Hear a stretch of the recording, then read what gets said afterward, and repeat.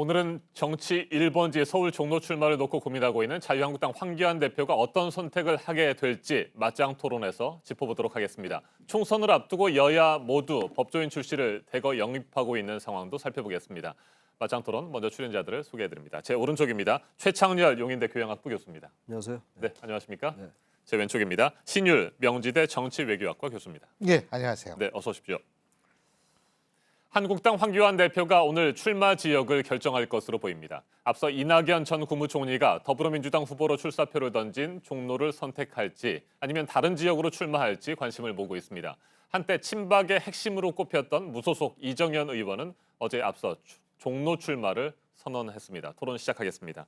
황교안 대표, 지난달 초입니다. 수도권 험지 출마를 선언하지 않았습니까? 그래서 종로에 출마하는 것이 아니겠느냐, 이낙연 전 총리와 맞붙게 되는 건 아니겠느냐라는 예상들이 나왔습니다만 계속해서 고민을 하고 있습니다.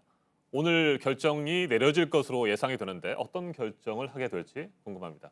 최 교수님 어떻게 글쎄, 예상하세요? 예측하기 대단히 네. 어려울 것 같은데요. 너무 기간이 길어졌어요. 지금 수도권 험지 출마하겠다고 얘기한 게 지난달 초였는데 벌써 한 달 가까이 되고 이게 정치인이 너무 이렇게 좌고우면하는 모습을 보이는 건 일단 그건 이미지가 좋지는 않아요. 네. 그러나 지금 그렇다고 해가지고 뭐 이제 이낙연 총리가 전 총리가 종로 출마 선언했다고 해서 무조건 또 같이 따라갈 것도 아니죠. 뭐 이른바 이제 그 다른 당의 페이스에 말릴 필요는 없는 거긴 한데 어쨌든 좀 이 시한이 많이 늦어졌어요. 글쎄요. 근데 수도권 험지 출마인데 종로 출마를 저는 선언하는 게 전 맞다고 보는데 정치인으로서는 승패는 그건 또 겨뤄봐야지 하는 것이고 이미 이낙연 전 총리가 그러니까 상대 당에서 민주당에서 도전장을 던졌는데 이걸 이제 피하는 모습으로 비치는 건 좋지는 않아 보이긴 합니다만 뭐 나름대로 여러 가지 이제 판단을 하겠죠. 당의 전체의 어떤 그 선거를 지휘해야 되는 차원도 있고 그런데 아무튼 비례대표로 갈 것 같지는 않아 보여요. 비례대표 후순위 얘기가 많이 나왔었는데 그건 너무 과거에 이제 그런 일이 많이 있었어요. 김대중 전 대통령도 그런 일이 있었습니다만 그쪽으로 가지는 않아 보이고 그렇다고 불출마 선언하기에는 일단 원내로 진입하는 것과 원외에서 이제 총선 이후에 대선을 준비하는 게 또 다르단 말이죠. 이제 네. 저는 그래서 결국은 이제 종로 출마를 선언하지 않을까라는 생각이 드는데 모르겠습니다. 이제 이정현 이제 무소속 의원도 출마한다고 하니까 보수표도 갈라지고 당장 뭐 가상 대결에서는 좀 이낙연 전 총리가 좀 우세하게 나오는 것 같아서 상당히 망설이긴 할 것 같은데 제 생각 같아서는 종로 출마해서 승패에 관계없이 싸우는 모습을 보여주고 그러면 뭔가 만에 하나 결과가 안 좋다 하더라도 그래도 당에 할 말도 있고 네. 그럴 것 같은데 그래서 어떤 판단할지 지켜봐야 될 것 같습니다. 네, 신 교수님은 어떻게 예상하십니까? 예, 일단은 저도 뭐 똑같이 생각하는데요. 지금 자유한국당이 주장하는 것은, 그러니까 황교안 대표 측에서 주장하는 것이 뭐냐면 이번 선거를 어떻게든 정권 심판론으로 끌고 가야 되고, 그래서 정권 심판이라는 그런 측면을 좀 많이 부각시키고 싶다, 이런 생각을 하고 있다라는 건 저도 충분히 이해합니다. 그런데 중요한 건 뭐냐면 이게 만약 이제 그건 황교안 대표 측이고요. 이낙연 전 총리가 나가 있는 종로로 자꾸 나와라, 그래서 우리가 자기네가 나가게 된다면 이게 정권 심판론적인 성격이 되게 흐려지고 마치 무슨 대선 전초전 성격만이 부각이 될 가능성이 있다.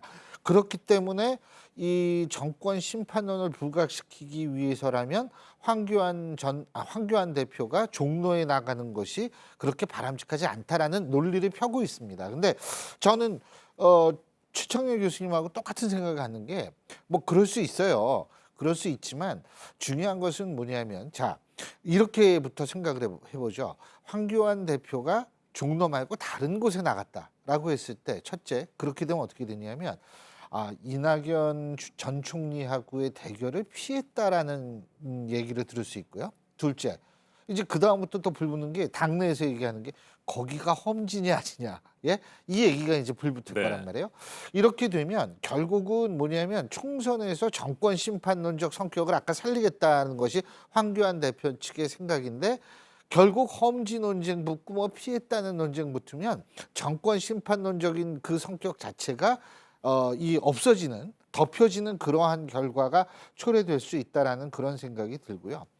그렇기 때문에 또 한 가지는 뭐냐면 지금 중진 출마, 이 험지 출마론 얘기 나오고 있고, 뭐 하다못해 뭐 김무성 전 대표를 뭐 광주 호남에 출마시키겠다라는 그러한 보도도 있을 정도로 지금 험지 출마를 얘기하고 있는데, 황교안 대표가 예를 들면 종로 출마를 피하게 됐을 경우에는 이른바 영이 쓰지 않게 될 수 있는 거죠. 다른 중진들 험지 출마하라는 것, 이 영이 쓰지 않게 될 가능성이 있기 때문에 더 큰 혼란에 빠질 수 있다. 그렇기 때문에 결론적으로는 뭐냐면 되든 안 되든 종로로 나가는 것이 최선의 방법이다.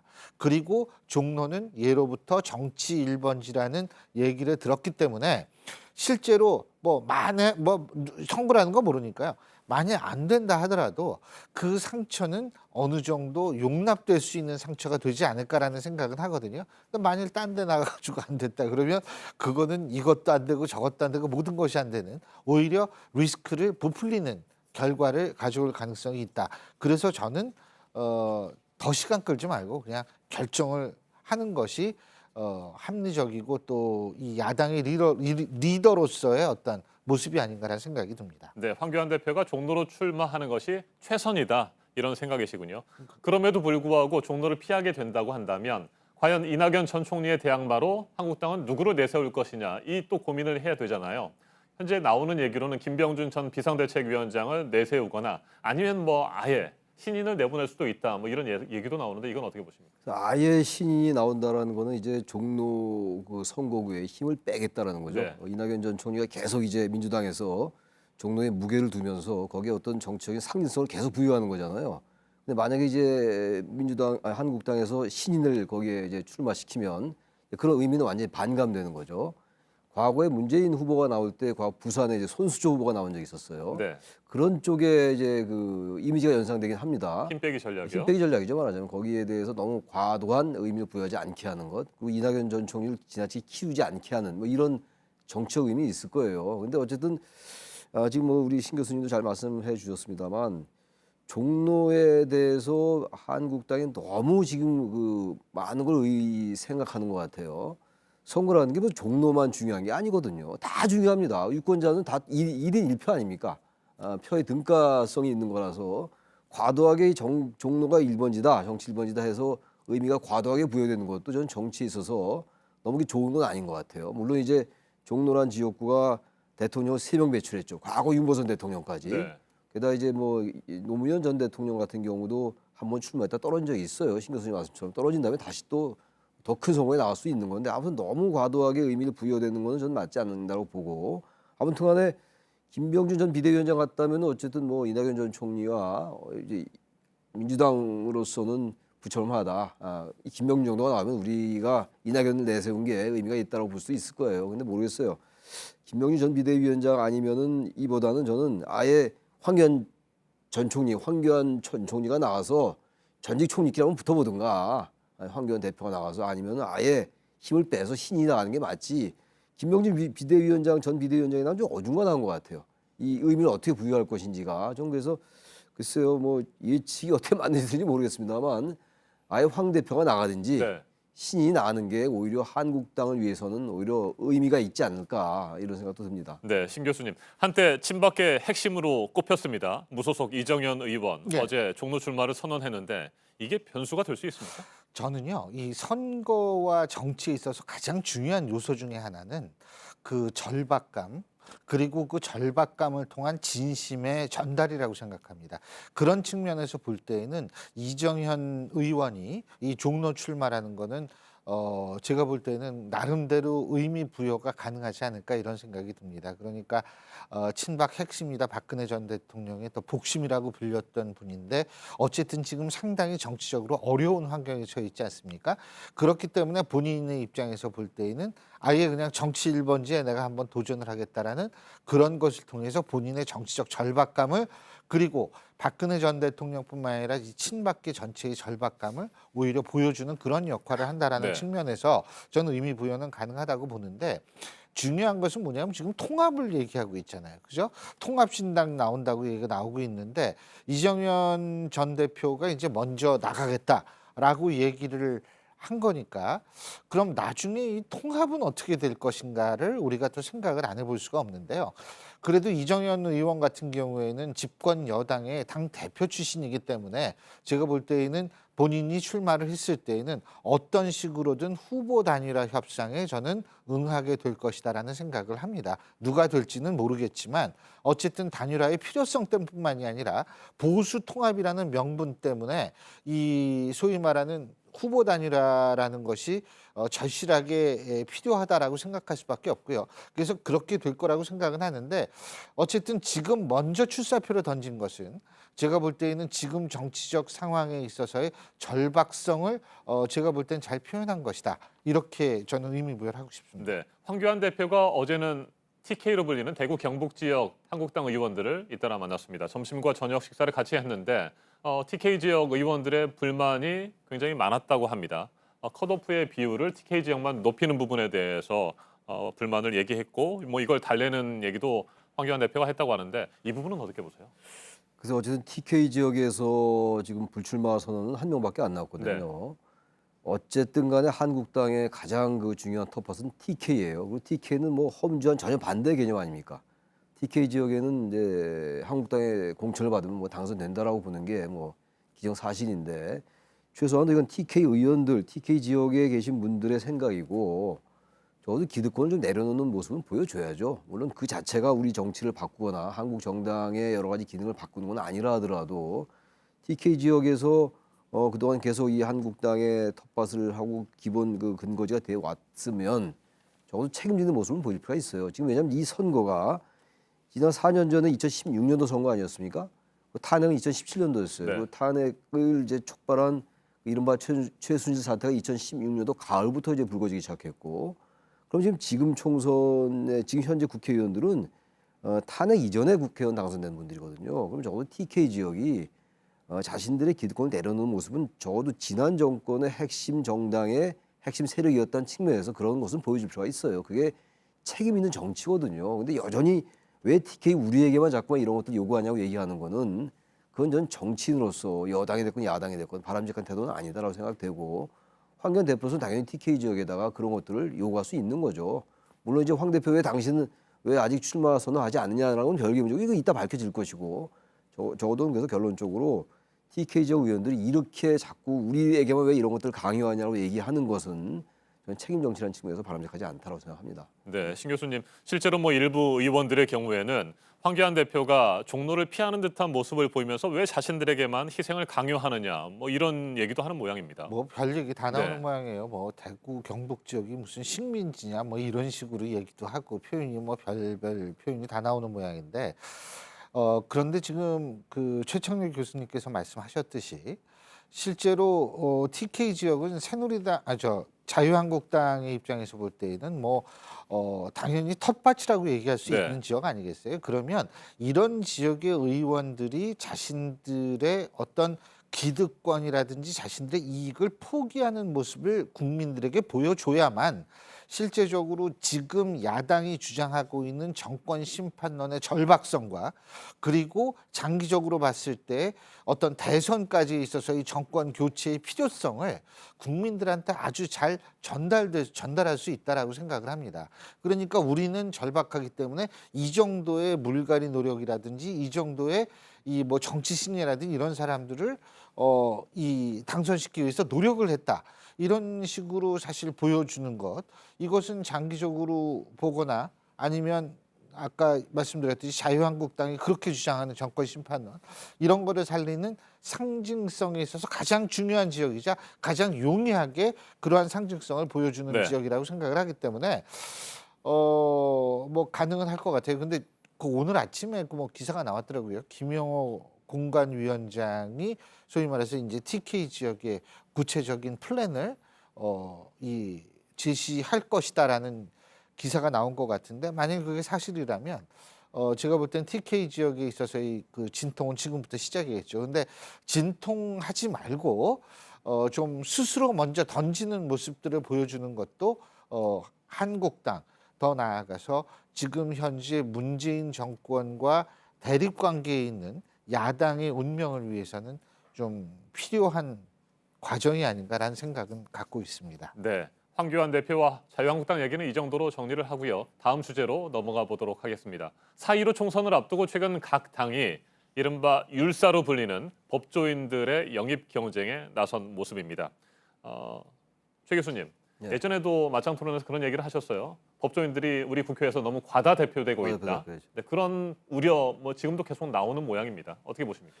이번에 한국당이 어젠가요? 그 이제 법조계 출신들을 대거 영입을 했어요. 네. 민주당도 마찬가지긴 합니다만 한국당이 조금 더 비중이 높아 보이긴 합니다. 근데 같은 얘기예요. 우리나라의 이 국회의 구성이 항상 문제가 되는 게 각 세대나 각 계층을 제대로 대표하지 못하기 때문에 문제가 되는 거 아닙니까? 그래서 준연동의 비례대표제라는 것도 그래서 의미가 있었던 거예요. 물론 이제 제도의 지준도 못 살렸습니다만. 그래서 지나치게 율사 출신들이 이게 과다 대표되는 거 이건 바람직하지 않아요. 그리고 죄송합니다. 항상 이 여당이나 야당이나 너무 비중이 높다라는 거예요. 그럼 적어도 이런 것들 좀 자제할 필요가 있는 거죠. 근데 그렇지 않고 여전히 또 이 율사 출신을 대거 영입하는 거는 국민들의 이런 대표성이라든지 이런 것들에 맞지 않습니다. 저는 그래서 이건 좀 자제할 필요가 있다고 생각합니다. 기본적으로. 네, 어제 자유한국당과 더불어민주당이 상대를 서로 맞고발했었잖아요. 최근에 뭐 정치권의 고소 고발이 잇따르는 것은 뭐 어제 오늘의 일이 아니고 계속 이어지는 현상인데 고소 고발이 이렇게 많이 이루어지다 보니까 율사 출신들이 필요한 걸까요? 아니면 율사 출신이 많다 보니까 고소 고발을 남발하는 걸까요? 어떻게 보세요? 저는요, 이 고소 고발이 남발하는 네. 이유부터 우리가 따져봐야 되는데 이거는 정치가 실종됐기 때문에 고소 고발이 남발되는 겁니다. 근데 정치가 실종되게 된 원인은 누가 제공했느냐? 여당이 제공했을 수도 있고 야당이 제공했을 수도 있는데 정치에 있어서의 무한 책임은 정권을 가진 쪽에서 진다라는 차원에서 본다면 여당 책임은 훨씬 크다고 볼 수가 있어요. 자, 그런데 정치가 실종이 됐다면 정치를 되살리는 방향으로 해야 네. 되거든요. 근데 율사 출신들을 자꾸 이렇게 영입하는 이유가 우리가 이 소송에 효율적으로 대응하려고 이걸 영입을 했다라고 한다면 이거 뭐 정치 실종하는 상태를 계속 유지하거나 아니면 지금 상태를 더 나쁘게 만들어도 상관없다라는 정치권의 또 다른 표현일 수 있다라고 생각합니다. 그렇다면 도대체 그 사람들 못 털어 정치하냐는 얘기가 나올 수 있고요. 네. 그렇기 때문에 만일 그렇기 때문에 율사 출신을 영입한다라고 생각한다면 저는 그것은 스스로에 대한 일종의 자해다라고 생각을 합니다. 그리고요, 그 근본적으로 이제 율사 출신들 그렇게 영입하는 이유 중에 하나는 저는 이거 뭐 판검사를 지냈거나 뭐 이 변호사를 했거나 이런 분들은 대부분 검증이 어느 정도 돼 있는 상태거든요. 그러니까 이런 분들을 모셔봤을 때에는 조금 좀 안전하다라는 생각을 할 수가 있겠고요. 그리고 제가 볼 때에는 또 하나는 뭐냐면 이 율사 출신이라고 얘기하는 분들이 소위 말해서 이제 입법 과정에서도 자신들의 전문성을 발휘할 수 있다라는 그런 뭐 명분을 내세울 수도 있겠죠. 하지만 저는 최창렬 교수님 말씀하신 대로 국회라는 대의기관은요, 다양성을 담보로 하고 다양한 의견을 제도에 투영시키는 것을 임무로 해야 되는 곳이거든요. 네. 근데 지금 보니까 295석 가운데 49명, 지금 현재로 본다면 다시 말해서 6명 중에 1명꼴이에요. 지금 율사 출신이. 그리고 저기 국회 16대 국회에선 15, 17대 국회 18%, 18대 19.7%, 19대 국회 14.3%거든요. 이거는 사실은 좀 저는 말이 안 되는 수치라고 생각합니다. 그렇기 때문에 이거를 좀 고쳐야 되는데 그게 그렇게 쉽지가 않은 모양이에요. 한마디만 더 하자면 지금 참 재미있는 현상인 게 청와대에 있다가 출마한 사람도 이런 얘기합니다. 정권의 성공을 위해서 내가 국회에 입성을 해야겠다. 그리고 뭐 이 율사 출신들 사법개혁의 완성을 위해서 내가 꼭 그 국회에 출석하겠다. 상권 분립은 어디 간 거예요, 그러면? 상권 분립을 하기 위해선 예를 들면 아무리 자기가 여당 출신이고 여권 출신이라도 난 행정부를 견제하고 견제를 통한 성공을 견인하게 뭐 이런 식으로 얘기를 해야지 성공을 하기 위해서. 그리고 사법개혁을 왜 국회에서 합니까? 그거는 사법부에서 해야죠. 그러니까 제가 볼 때에는 이런 논리들 자체도 제가 볼 때에는 뭐 그렇게 설득력도 없고 좀 그렇다라는 생각이 들어요. 그래서 이 율사 출신 많아지는 것 그리고 본인들이 내세우는 어떤 논리 이렇게 보면 좀 씁쓸할 때가 많습니다. 네, 율사 출신의 과다 대표를 얘기를 했습니다. 과소 대표 부분은 어디가 있을 것으로 보십니까? 과소 대표 같은 경우에는 사실 이번에요. 더불어민주당 측에서 베트남 출신 다문화 가정 여성을 영입하지 않았습니까? 저는 이자스민 의원은 그때 새누리당인가요? 그때 이제 영입을 했었죠. 이런 거는 좀 굉장히 잘하고 있는 거라고 생각합니다. 우리나라에서 지금 현재 외국인 중에 다문화 과정이라든지 이런 걸 통틀어 가지고 제가 기억하기로는 100만이 훨씬 넘는 숫자의 외국인이 존재하는데요. 네, 그런 상황에서는 최소한도 아주 다문화 출신 의원이 한 명밖에 없다는 건 이건 전형적인 과소 대표의 사례라고 저는 생각을 하거든요. 그렇기 때문에 이제 대표적인 과소 대표가 그런 거죠. 그리고 이제 직능적으로 본다면 이게 율사 출신 말고 우리가 항상 정확히 얘기하는 건 의사, 간호사 이런 분들이 이제 직능으로 나가는 경우도 많죠. 근데 사실은 이분들도 과소 대표되고 있는 거는 사실인 것 같아요. 그래서 제가 볼 땐 과소 대표 이렇게 들여다보면 굉장히 많습니다. 그렇기 때문에 이 특정 직군에 있어서의 과대 대표는 더욱더 문제가 될 수밖에 없는 거죠. 네. 그러니까 이 지금 보면요, 말씀해 말씀 드리고 싶은 게 우리나라의 법조인 국민은 0.06%에 불과하다는 거예요. 근데 지금 법조인들이 15%, 16% 이렇게 되거든요. 네. 그러니까 이게 다 국민들의 직업군을 대표할 수는 없어요. 직군이나 세대를 다 어떻게 대표합니까? 똑같이 비례적으로 하기는 어려운데 가능한 비례성을 맞추자는 거였잖아요. 연동의 비례대표제가. 근데 그것도 뭐 문의뿐이 이제 연동의 비례대표제라는 비판을 받고 있는 건데 과도하게 차이가 많이 나요. 그런 것들 때문에 또 하나 아까 이자스민 말씀하셨는데 인재영입 관련해 가지고 인재영입을 하는 건 좋은데 인적 혁신도 좋은데요. 그분들이 들어와 가지고 정치권 내에서 일을 할 수 없는 구조예요 지금. 그다음에 그 일회성으로 들어왔다가 그냥 나가는 거. 그렇죠. 지난번에 지난 총선 때 민주당 1호 영입이 누굽니까? 표창원 의원이었어요. 그분은 나갈 때 뭐라고 했습니까? 좀비에 물린 것 같다는 얘기했잖아요. 그러니까 그런 인재 영입이라든지 여러 가지 지금 여야에서 벌어지는 이런 부분들이요 너무 소모성, 일회성, 전시용 이런 것들이 비칠 공산이 크다. 그래서 이건 제가 좀 주제가 다른 것 같은데 영입과 관련해 가지고 생각이 나서 우리 또 신 교수님이 이자스민 말씀을 하셨기 때문에 전 의원을 그분도 별 역할을 못했잖아요. 그러니까 네, 그분들이 들어와서 정말 대표할 수 있는 자신이 속한 계층의 직군의 이익을 대표하고 조직화할 수 있는 그런 역할을 맡기는 조직이 필요하다는 겁니다. 구조가. 알겠습니다. 민주당이 어제 16번째로 영입한 원옥금 씨가 바로 베트남 이주 여성입니다. 네. 우리 사회의 과다 대표 그리고 과소 대표의 격차가 지나치게 과도하다. 이 부분까지 저희가 분석을 해봤습니다. 오늘 맞짱 토론 여기에서 마무리하도록 하겠습니다. 최창렬 용인대 교양학부 교수, 신율 명지대 정치외교학과 교수와 함께했습니다. 토론 잘 들었습니다. 네, 고맙습니다. 감사합니다.